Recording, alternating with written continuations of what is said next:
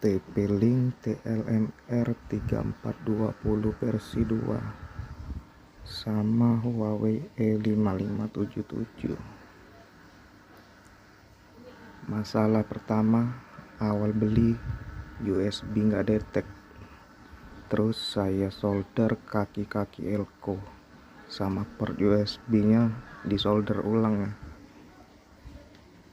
Awalnya udah pakai charger 5 ampere 2 ampere tetap nggak nyambung.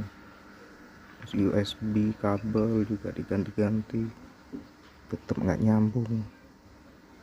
Ini adaptor cuma 1 ampere nyambung setelah di solder ulang. Oke.